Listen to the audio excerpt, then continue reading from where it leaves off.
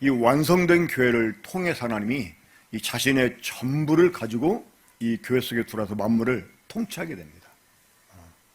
그래서 이 교회가 가지는 가장 기본적이면서도 가장 중요한 기능, 이게 하나님의 처소가 되는 거예요. 그렇기 때문에 우리가 이 하나님의 처소를 재건하는 일을 위해서 우리의 삶을 이렇게 드려야 됩니다.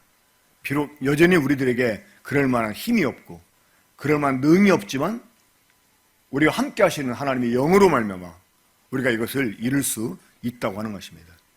하나님께서는 머뭇거리는 유다인들에게 너희가 산에 가서 나무를 가져다가 내 전을 건축하라 이렇게 말씀했습니다. 자, 우리가 전을 건축하기 위해서는 산에 가서 나무를 해와야 돼요. 자, 산에 가서 나무를 해오는 걸 우리가 그때 뭐로 이렇게 적용을 했었죠? 자, 이 옛날 성전을 재건하려면 나무가 필요했어요. 자, 지금 이 하나님의 처소가 되는 교회를 우리가 재건하려면 뭐가 필요합니까? 사람이 필요합니다. 그러니까 나무를 가져다가, 이 말은 사람을 데려다가 하나님의 전을 건축하라는 거예요.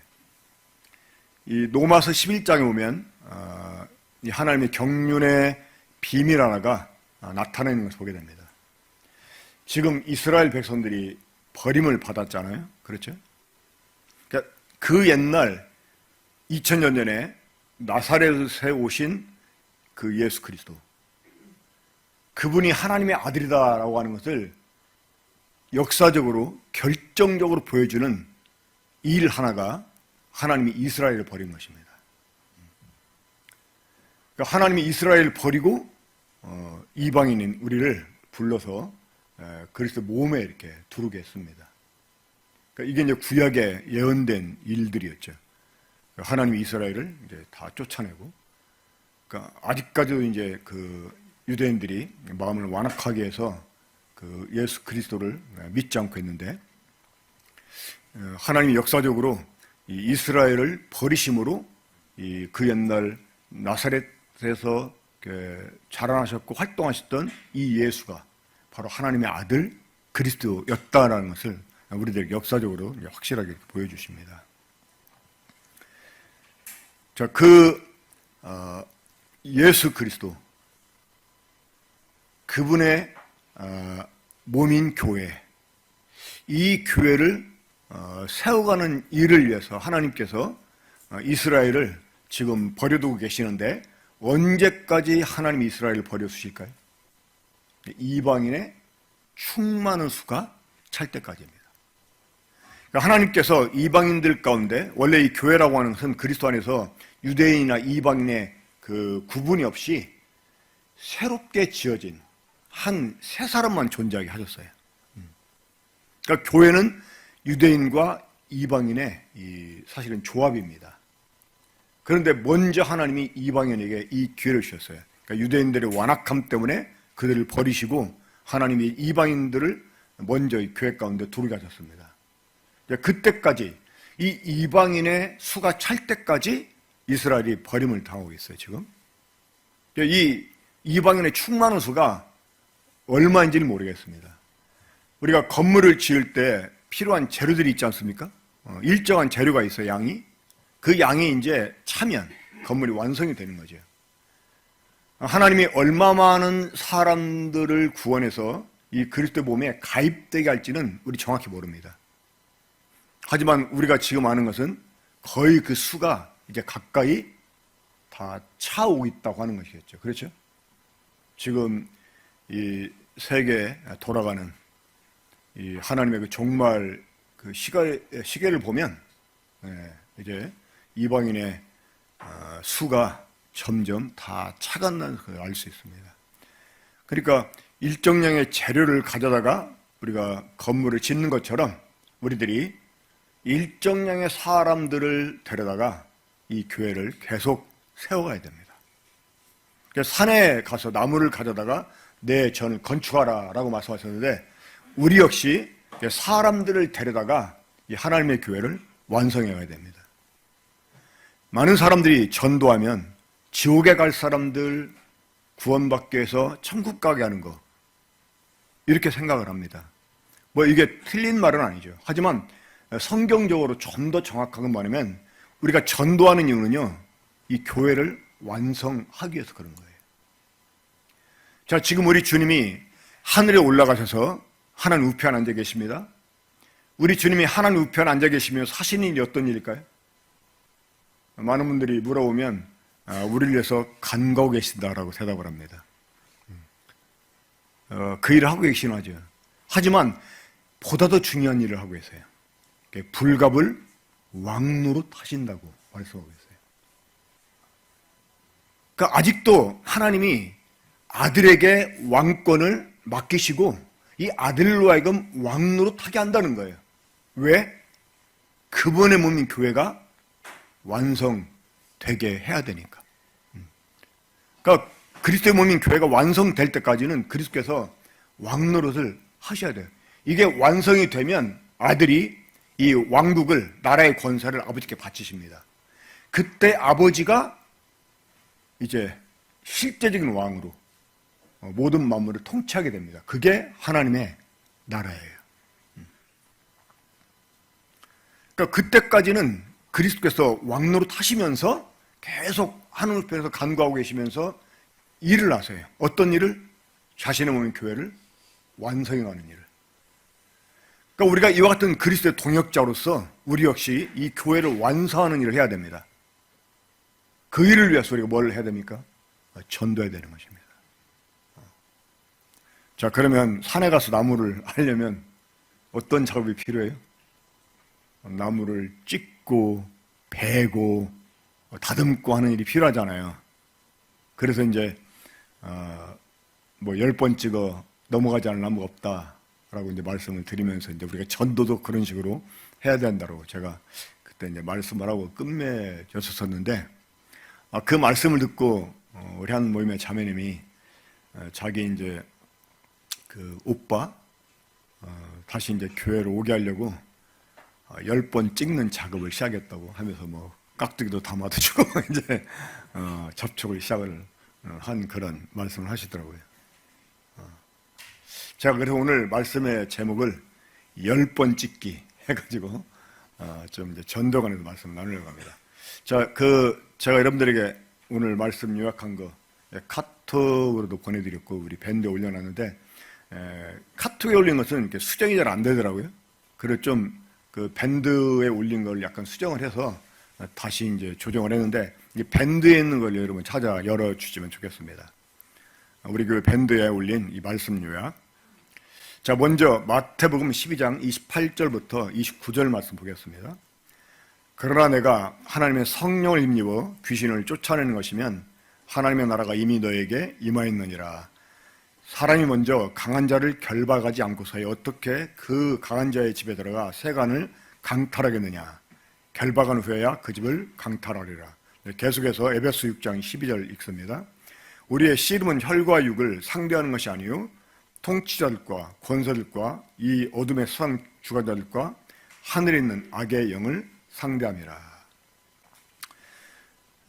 지금 방금 읽은 이 본문 말씀을 우리가 토대로 해서 생각을 해보면, 지금 이 죄로 말미암아서 이 사망의 백성이 된 죄인들, 다시 말해 이 사망의 지금 세력을 잡고 있는 마귀에게 그 소유가 된 이 영혼들을 구원하려면 어떻게 되겠습니까?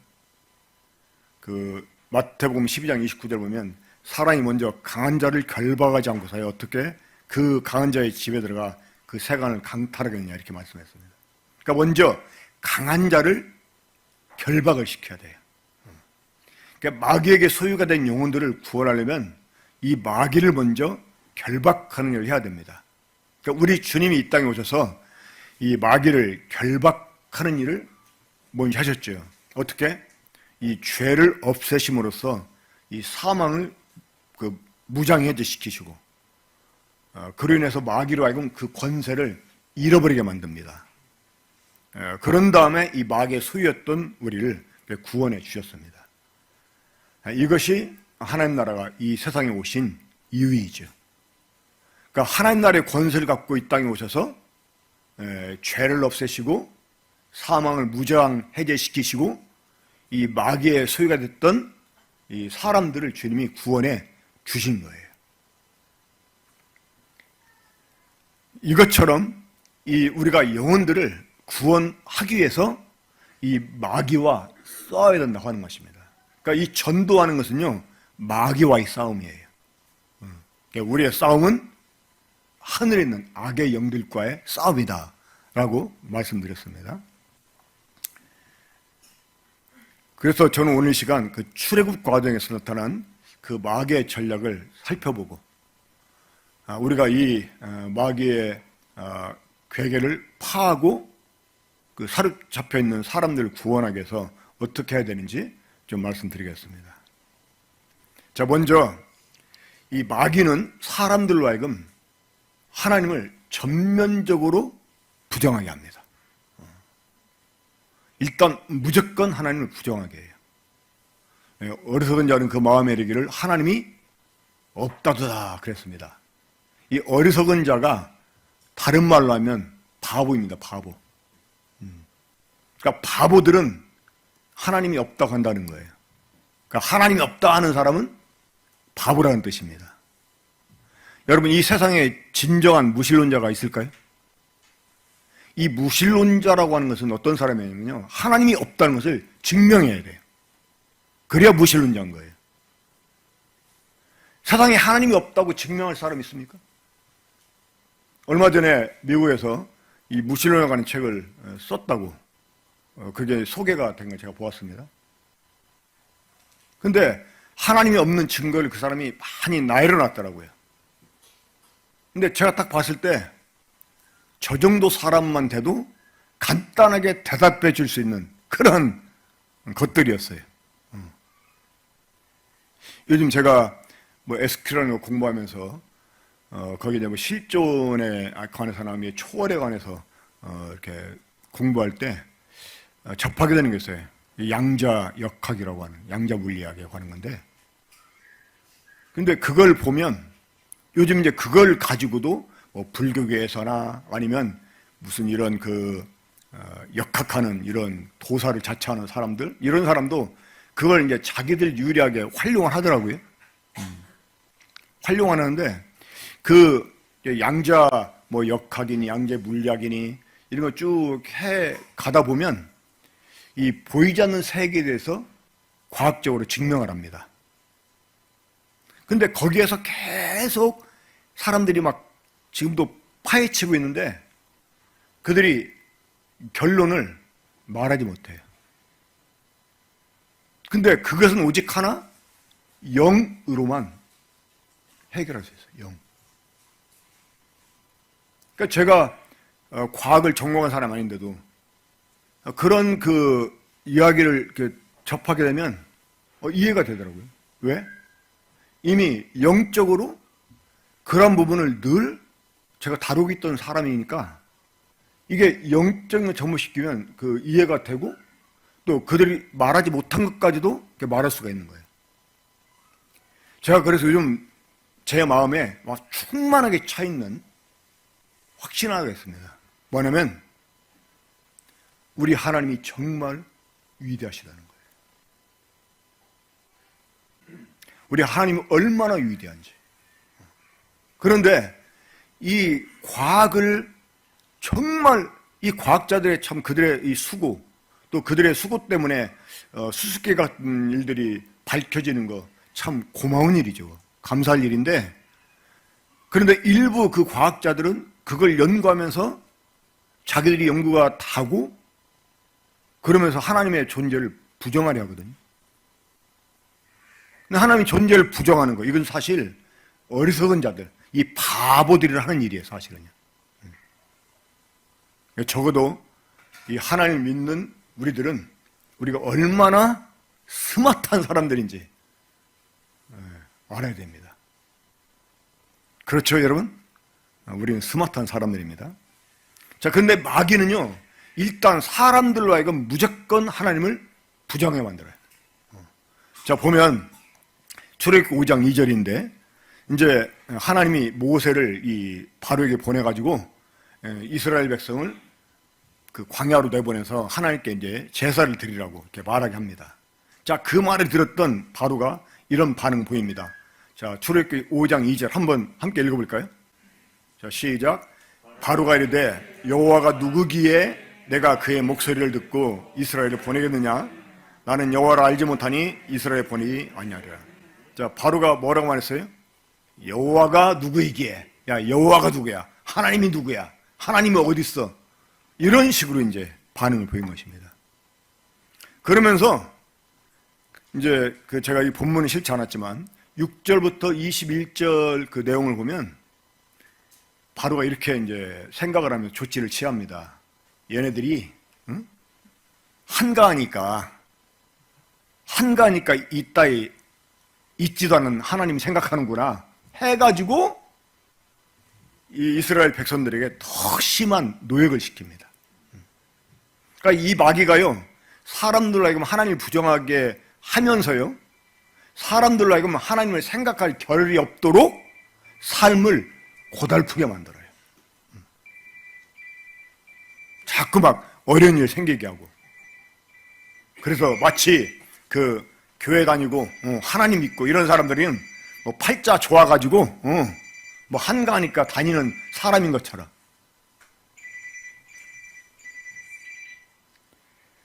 자, 하나님이 모세를 보내서 이 모세에게, 바로에게 그 하나님의 말씀을 전하게 할 때 사실 모세 역시 좀 답답한 마음이 있지 않았겠습니까? 지금 자신은 하나님이 자기한테 나타나 줘서 하나님이 어떤 분이 자기는 알고 있지만 이 바로가 하나님 알 턱이 없잖아요. 그렇죠? 근데 그런 사람한테 주님이 너 가가지고 나에 대해서 증거해 이렇게 말씀하지 않았어요. 그렇죠? 모세가 바로에게 가서 하나님이 어떤 분인지 설명하지 않았어요.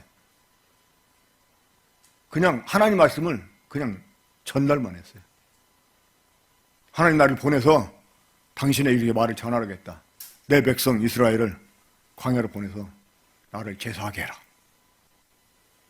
이게 씨알도 안 먹힐 말을 하나님이 가서 하게 한 거예요. 자, 한번 따라가만 해봅시다. 전도는 씨알도 안 먹힐 말을 전달하는 것이다. 그러니까 이게 먹힐까 안 먹힐까 우리 걱정하느라고 전도 못 하잖아요. 그래야 안 그래요? 이 사람이 거부하면 어떡하지? 그냥 이런저에 단칼로 딱 거절하면 어떡하지? 이것 때문에 우리 두려워하잖아요. 그렇죠? 그건 너무나 당연한 결과라고 하는 거예요. 그런데 중요한 게 있습니다. 뭐냐? 이 전도는요, 우리의 싸움일 뿐만 아니라 하나님의 싸움이라고 하는 거예요. 우리를 보내신 하나님이 싸운다는 것입니다. 마태복음 28장 그 마지막 절에서도요, 주님이 내가 세상 끝날까지 너희와 함께 하겠다라고 하셨습니다. 그러니까 모든 족속으로 제자로 삼고 그 침례를 주고 주님 분반 모든 가르쳐 지키게 하라 이렇게 말씀하신 하나님이요, 내가 너희와 함께 하리라 이렇게 말씀했어요. 그러니까 하나님이 우리 함께 하시면 싸우신다는 거예요. 그러니까 씨알도 안 먹힐 것 같지만 일단 우리는 말할 필요가 있습니다. 우리가 말해놓은 하나님이 싸우십니다. 자, 쫓겨났습니다. 다시. 근데 이제 하나님이 공격을 하세요. 그렇죠? 하나님이 이집트에서 내린 재앙은 하나님이 지금 바로를 공격하는 것입니다. 우리가 사람들에게 하나님 말씀을 전하잖아요? 그때부터 하나님이 그 사람을 위해서 역사하십니다. 하나님이 공격하세요. 자, 그러니까 이제 바로가 어떻게 합니까? 조금씩 양보를 해요. 양보를. 자, 어떻게 양보했습니까? 출애굽기 8장 25절 보면 이제 막 그 여러 이제 재앙을 겪고 나서 할 수 없으니까 이제 양보를 하죠. 뭘 양보했습니까? 어떻게? 하나님께 제사를 드려라. 하지만 어디에서? 너네 지금 사는 데서 그냥 드리라는 거예요. 뭐 번거롭게 이 광야, 그것도 막 사흘 길이나 가가지고 할 필요가 있냐? 그냥 여기에서. 그러니까 이 마귀는요, 그래, 하나님 있을 수도 있지. 이런 식으로 하면서 여전히 사람들을 자기 영역 가운데 억류해두려고 그래요. 자, 이런데 우리가 타협하면 안 됩니다. 아이고, 그렇게 완악한 사람이 이 정도만 양보했어도 대단한 거야. 감사할 일이지. 하고 좋아할 일이 아니라고 하는 거예요. 끝까지. 끝까지 우리가 타협하면 안 돼요. 자, 이 말을 해도 듣지 않는 이 바로한테 하나님이 계속해서 모세를 보내십니다. 뒤편에서도 언급을 하겠습니다만은, 사실 모세가 바로한테 찾아가는 거 죽기보다 싫을 거예요. 사실 죽기보다 싫었을 거예요. 그러니까 하나님이 가라고 하니까 어쩔 수 없이 가는 거지. 이 가도 결과가 뻔할 거예요. 그러죠? 그런데도 하나님께서 줄기차게 보냈어요. 자, 그런 이 하나님의 명을 받고 모세가 바로에게 가서 말씀을 전했습니다. 자, 이 하나님의 계속되는 공격 앞에 이 바로가 또 잠깐 항복을 합니다. 그런데 역시 제한적인 허용을 하죠. 자, 출애굽기 10장 10절 보면 바로가 그들에게 이르되 내가 너희와 너희 어린 아이들을 보내면 여호와가 너희와 함께 함과 같으니라. 보라, 그것이 너희에게는 나쁜 것이라. 그렇게 하지 말고 너희 장정만 가서 여호와를 섬기라. 이것이 너희가 구하는 바니라. 이에 그들이 바로 앞에서 쫓겨나니라.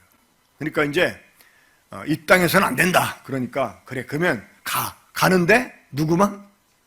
장정만 가고, 특히 누구? 아이들은 남겨두고 가라는 거예요. 그러니까 아이들을 남겨두고 가면 어떻게 돼요? 원래 하나님이 이스라엘 백성 광야 사흘 길을 가도록 한 것은 뭡니까? 이제 그대로 애굽에서 나와서 하나님이 약속하신 가나안 땅으로 가게 하려고 사실 했던 거잖아요. 근데 아이들을 두고 가면 어떻게 돼요? 다시 돌아와야 돼요. 그러니까 마귀는 어떻게 하든지 우리 것 중에 일부, 그것도 좀 소중하게 여기는 거 일부는 이 자신의 영역 가운데 놔두기를 원해요. 그래 언제라도 우리를 잡아가지고 이제 흔들기 위해서. 자, 특히 우리 이 교회로 올 때 이 아이들 데리고 오는 거 참 귀찮기도 하고 번거롭기도 하고, 좀 일찍 오고 싶은데 막 애들 또 다 준비해서 데리고 오려가면 좀 힘들잖아요. 그럼 그렇게 데리고 오기만 하면 됩니까? 아니잖아요. 와서 또 애들이 막 돌아다니고 막 울고 막 소리치고 장난치고 그러면 또 신경 쓰이잖아요. 그러죠? 그러니까 어떤 때는 그냥 두고 오고 싶어. 어른만 오고 싶어. 어떤 때는 자기 아내에게 야, 당신 애들하고 그냥 집에 있어 이러면서 그냥 형제만 와. 그거 조심해야 돼요. 사탄의 작전이 있었습니다. 이제 이 미국의 유명한 부흥사였던 무디가 이런 말을 했습니다. 엄마 손을 잡고 예배당에 나올 수 있는 아이들은 갈보리 십자가까지 데려갈 수 있다. 이랬어요. 그러니까 엄마 손을 붙잡고 예배당을 따라올 수 있는 아이들은요, 갈보리 십자가까지 인도할 수 있다고 하는 거예요. 그러니까 이 미국의 크리스찬들 보면 자기는 4살 때 거듭났다, 뭐 6살 거듭났다, 이런 간증을 합니다. 그러니까 어렸을 때부터 복음을 전해야 돼요. 그리고 이 예배당은 노는 데가 아니라 하나님 예배하러 가는 것이고, 하나님의 말씀을 들으러 가는 것이고, 이 성도와 교제하러 가는 것이고, 어렸을 때부터 이 마땅히 가르칠 바를 어린 아이 때 가르치라고 말씀했잖아요. 그렇죠? 어렸을 때부터 가르쳐야 됩니다. 사실은. 아이들을 이 사탄의 수중에 억류하게 해서는 안 된다는 거예요. 이 아이들에게 우리가 발목 잡힐 수가 있어요. 제가 얼마 전에 뉴질랜드 오신 분을 통해서 이 충격적인 말을 들었습니다. 제가 뉴질랜드 있을 때 착하게 이렇게 교회 생활을 잘했던 아이인데요. 걔가 이제 대학 들어가가지고 지 엄마한테 그랬대요. 내가 어릴 때부터 엄마한테 세뇌당해가지고 있던 하나님 믿었다고. 정말 큰 충격이었어요. 제가 가끔 아이들에게, 학생들에게 이런 말을 합니다. 하나님이 너의 부모님의 하나님이 되어서는 안 된다. 너희 부모님의 하나님만 되어서는 안 된다. 너희들이 하나님이 되어야 된다. 그래서 그러니까 부모를 따라 나올 때까지는 그 아이들 하나님 믿는데요. 머리가 커져서 이제 부모로부터 독립하거나 그러면 하나님을 부정하는. 그러니까 이 어렸을 때부터 우리가 아이들을 바르게 가르쳐서, 특별히 부모의 설득에 의해서 그 하나님 믿는 게 아니라 아이들이 스스로 하나님을 만날 수 있도록 역할을 잘 해줘야 되는 거예요. 이 사단의 그 전략 중에 하나가 아이들을 볼모로 삼아서 부모를 영적으로 꼼짝 못하게 하는 수가 있다고 하는 것입니다. 그리고 이제 세 번째는 마귀가 어떻게 제한적으로 허락합니까? 재산. 이제 나중에 하나님이 계속 막 공격하니까 또 손을 들고 어떻게 했어요? 그래, 그러면 아이들은 데려가는데 뭐 양과 소까지 번거롭게 그걸 다 끌고 가려고 그래. 그냥 그건 놓고 가. 이렇게. 이 물질, 이 돈 문제 가지고 또 마귀는 사람들의 영혼을 쥐락펴락합니다. 그런데 이제 하나님이 어떻게 하셨어요? 나중에 그들의 가장 소중한 것을 데려가 버리십니다. 그러니까 이집트에서 태어난 모든 처음 난 것들, 장자들을 하나님이 죽게 만들죠. 결국 이때야 이 바로가 하나님께 항복을 합니다. 자신이 의지하던 것들, 또 자신하던 것들, 희망, 이런 것들을 하나님이요 앗아가요. 제가 가끔 사람들 전도할 때 그렇게 말합니다. 그냥 믿을래? 맞고 믿을래? 제가 근데 그 속된 말로 쫄다 볼 때 고참이 한참 일하는데 막 바쁜데 나한테 PX 가서 뭐 과자 좀 사오래요. 나 바쁘다고. 그러니까 그래? 그럼 둘 중에 하나 선택해. 뭐요? 그냥 갔다 올래? 맞고 갔다 올래? 그냥 갔다 오는 게 현명한 일이죠. 그렇죠? 그럼 그냥 갔다 올게요. 이제 갔다 왔는데. 그러니까 결국 어떻게 했어요? 이집트가 완전히 초토화된 다음에 자기를 이어 다음 세대 왕이 될 이 장자까지 하나님이 죽이게 되는 이런 일이 있고 나서 결국 마귀가 손을 들어요. 근데 이 마귀에게 사로잡힌 사람들이 어리석어 가지고요, 이 자신의 소중한 것을 잃고 나서야 그때 이제 회개하고 하나님께 돌아오는 이런 경우도 많이 있어요. 자, 그런데 이렇게 될 때까지 우리는 그 전도하는데 타협하거나 양보해서는 안 됩니다.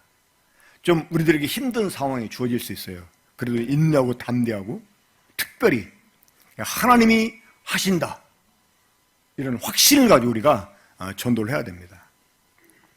그 출애굽기에서 이 모세가 하나님 명령을 따라서 행한 일 좀 살펴보고 말씀 마치겠습니다. 자, 첫째는 하나님이 이 모세에게 사명을 주셨습니다. 어떤 사명을? 출애굽기 3장 10절 보면 이제 내가 너를 바로에게 보내어 너에게 내 백성 이스라엘 자손을 애굽에서 인도하여 내게 하리라. 자, 바로에게 가서 하나님 말씀을 전달하고 결국 하나님의 말씀을 이루게 하실 거라고 하는 이런 사명을 주셨어요. 자, 우리 모두에게도 사명이 주어졌죠. 그렇죠? 어떤 사명이? 너희는 가서 모든 족속으로 제자를 삼으라고 하는 이 사명이 주어졌습니다. 그들의 아버지와 아들과 성령 이름으로 침례를 받게 하고 또 우리 주님이 분부하신 모든 것을 가르쳐 지키게 하는 이러한 사명이 우리에게 주어졌어요. 그렇죠? 우리 팀 전도 공부할 때 첫 시간에 이 사명에 대해서 말씀을 들었습니다. 자, 이 사명이라고 하는 것은 어때요? 내가 하고 싶다고 하고 안 하고 싶으면 안 하고 그게 아닙니다. 이 사명을 받은 사람은 해야 돼요. 무조건 해야 됩니다. 자, 하나님이 주신 명령을 피했다가 깊은 바다에 던져지고 물고기 뱃속에까지 들어간 사람 누구죠? 요나. 그러니까 하나님 명령을 지키지 않으려고 하나님 낯을 피해가지고 도망치던 요나, 하나님이 끝까지 추적해가지고 어떻게 했어요? 이 물고기가 요나를 딱 뱉어놓은 것이 하나님이 가라고 하는 니느웨였던 것 같아요, 내가 볼 때. 그러니까 이 바로만 아니라 이 사명을 받은 사람도 둘 중에 하나 선택해야 돼. 그냥 할래, 맞고 할래? 어떻게 하실래요? 그냥 해야 되겠죠. 맞고 하지 말고. 그러니까 이 전도는 사명입니다. 사명. 그 6장 이제 하나님이 이런 그 명령만 주시는 게 아니고요. 계속 우리를 격려해 주세요. 분명히 말씀대로 이루실 것을 약속해 주시고 격려해 주십니다. 6장 10절 보면 여호와께서 모세에게 말씀하여 이르시되 11절 들어가서 애굽 왕 바로에게 말하여 이스라엘 자손을 그 땅에서 내보내게 하라. 13절 보면 여호와께서 모세와 아론에게 말씀하사 그들로 이스라엘 자손과 애굽 왕 바로에게 명령을 전하고 이스라엘 자손을 애굽 땅에서 인도하여 내게 하시니라. 자, 끝내는 하나님 말씀을 이루게 하셨습니다. 6장 29절도 마찬가지. 여호와께서 모세에게 말씀하여 이르시되 나는 여호와라. 내가 내게 이르는 바를 너는 애굽 왕 바로에게 다 말하라. 우리가 이런 사명을 가지고 하나님의 약속을 믿고 우리가 포기치 않으면 하나님이 결국 행하시는 걸 보게 됩니다. 자, 그리고 이 재앙을 경고하게 했습니다. 우리가 전도할 때 저는 이제 대체적으로 전도협회를 가게 되면 첫날 다루는 주제가 있어요. 뭐냐면 죽음입니다. 이 죽음은 현실이잖아요. 그렇죠? 실제잖아요. 또 누구나 자주 겪는 것이고, 그러니까 죽음에 대해서 설명을 해요. 그리고 죽음을 말하는 이유가 있죠. 죽음 후에 있을 심판, 이 심판에 대해서 말하게 해서, 그리고 이제 죄에 대해서 이렇게 말을 합니다. 그러니까 우리가 이 하나님의 그 경고를 사람들에게 해야 됩니다. 이 하나님의 준엄한 심판에 대해서 우리가 말을 해야 돼요. 자, 성경은 죽는 것을 뭐라고 말하고 있죠? 성경은 죽음을 뭘로 표현합니까? 죽음을 그 표현하는 말이 여러 가지가 있는데 우리가 이제 이 심판과 연결해가지고 이 죽음을 사람들에게 설명할 때 이런 그 말씀을 인용하면 좋습니다. 욥기 18장 13절 14절에 있는 말씀인데요. 거기 보면 죽음은 다른 게 아니고요.